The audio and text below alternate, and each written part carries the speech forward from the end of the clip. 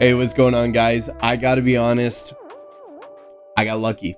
I got very lucky in this challenger stage. Reason being is twofold, right? I had Apex here originally in my picks, and we all know how that went. They did not go 0-3. Unfortunately, I had a friend who's, somewhat bullied me and was like, what the heck are you doing? So I was like, all right. Fluxo was my second guess. Here we go. Fluxo ended up going 0-3. So thankfully, we are still alive. And Liquid, this is the second point, was the last decider match. It was between Greyhound and Liquid, who would move on, because I had either Forza or Liquid qualifying today, and Forza got eliminated by Gamer Legion. It got very scary. Thank God Liquid pulled it through. It was clutch. It was clinch. It was beautiful. It was a beautiful thing. All right, moving on to the legend stage.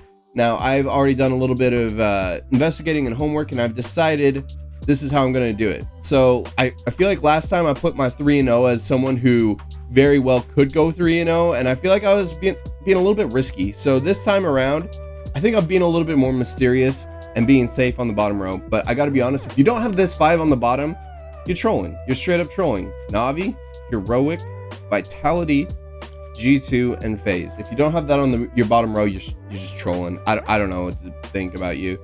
But there's a lot of really good teams up here still. So as you can notice, we got 2 more bottom row slots. We got a 3-0 slot and an 0-3 slot.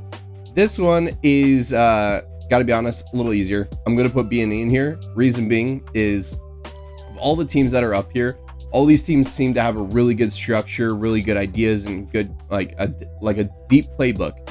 B&E, they're pugging the major. I swear to you, like there is a strat book, there is structure, but it's just not on the same level as these teams. B&E is not a tier 1 team compared to these teams. Like, they made it to this point because they have some really insane individuals, but they don't have the same team dynamic that these guys do. So that's why I'm putting them 0-3. An honorable mention is going to be Gamer Legion, because I was very close to putting them here, but I'm going to stick with B&E. Now, who do I put in these spots? I think these 3 could go in any of those spots, 9, Furia, or Fnatic, and I also think NIP and Liquid could potentially go in those spots. And ENCE. Why do I say Liquid though? Because I think a lot of you are like, they started like crap. They got the emo out. The emo is no longer with them. They left the emo behind, and they started playing the Counter-Strike that they know they can play. And you can see that in the last few games. Granted, they played against some kind of bogus teams, so you gotta take everything with a grain of salt. But I think Liquid could advance. Do I think they're going to advance? Spoiler alert, no, I don't. But who do I have in these last remaining slots? I gotta look at my cheat sheet just to make sure I get this right. So ENCE, the other 3-0 pick. So G2 and ENCE went 3-0 in the challenger stage very convincingly. You gotta give it to ENCE. Now, who do I put in this slot? In this slot, I'm gonna save the 3-0 for last. I'm gonna put Fnatic here. Now, I almost put any of these guys, especially like NIP, Furia, in this slot, but I ended up opting with Fnatic, because Fnatic last major in the Rio major surprised us all. But I don't think it's a surprise. I think they have really good depth and chemistry and players, and it just works, man. And Nikodas popped off, and if he pops off again, man, they're getting through. And Mezzi has been a fantastic IGL. Crims is a solid piece for them. They have a really good team, let's be honest. Now 3-0, again, it's 9, Furia, or NIP, and I give it to Furia.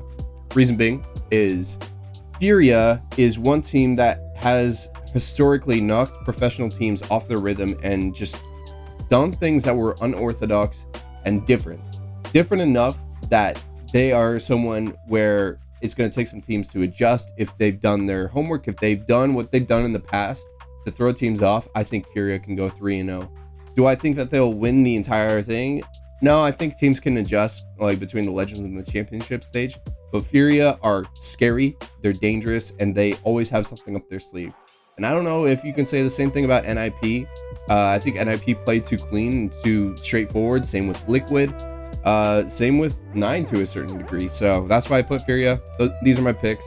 If you decide to pick something similar, congratulations. Those are your picks, not mine, because this is just my demonstration of what I'm doing. If you decide to copy it, it's your picks at the end of the day. So it's not my fault if your picks are screwed because they look like mine. But anyway, hope you guys enjoy the content. Take it easy. Bye.